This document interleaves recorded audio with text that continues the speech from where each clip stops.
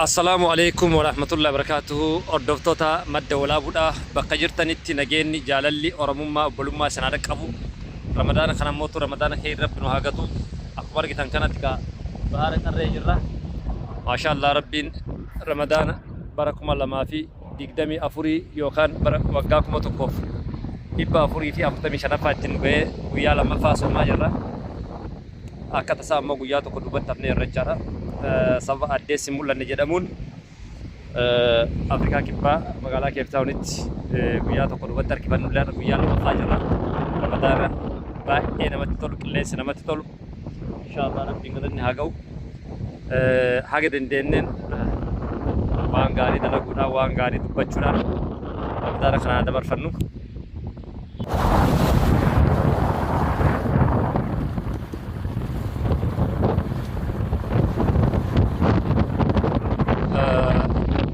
waan gaarii dalaguudhaan gorsoota adda addaa ispeeshaalii sooshaal miidiyaa fayyadamnu irratti tiktookii irratti feesbuuk irratti waan barreessinu irraa waan sheer goonu irraa hunda keenya irratti ajabaannu.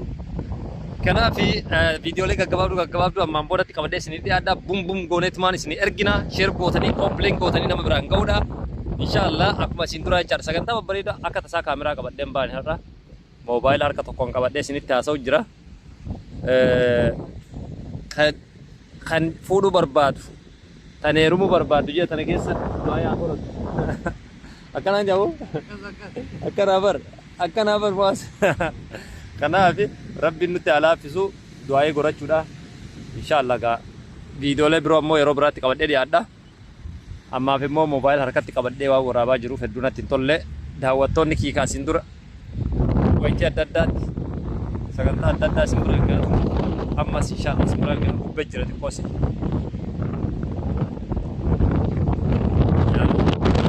kanuma isinin jedha galatoon ulfaadhaa. Ramadaanni kun ramadaana khayriin haa ta'u ramadaana barakaan nuuf haa ta'u hawaan barbaanni hawaan niyyanne keessatti argannu rabbi nu haa gatu. Inshaallah sagantaa biroo ammoo bal'inaa walitti deebina. Ammaaf salaatee haganuma isin waa yaadachiifnaaf warri yaadate yaadan warri tiktook irratti nama labsitan hinjirtan warri sa'aatii 24 tiktook marra teettan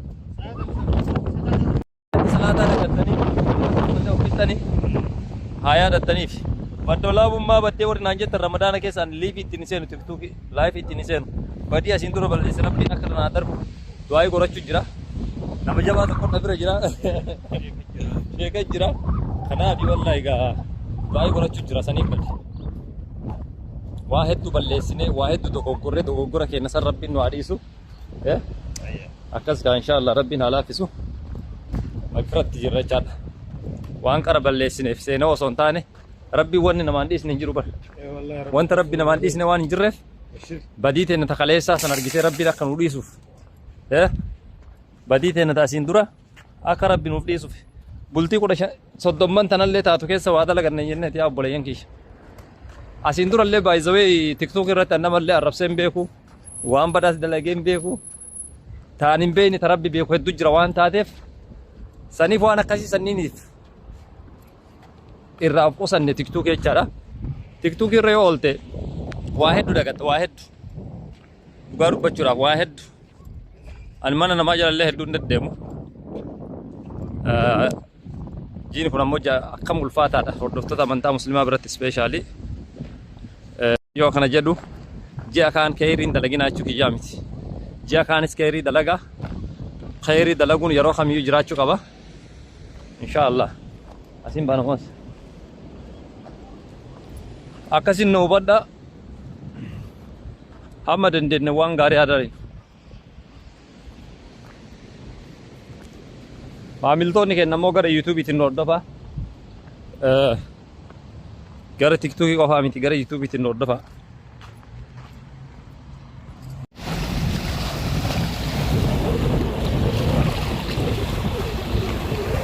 Hin dabalee argitee amma bishaan kun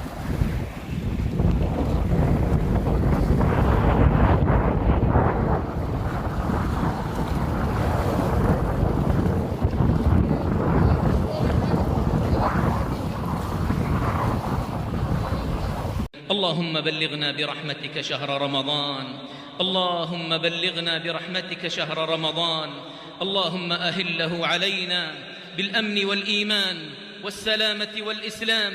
اللهم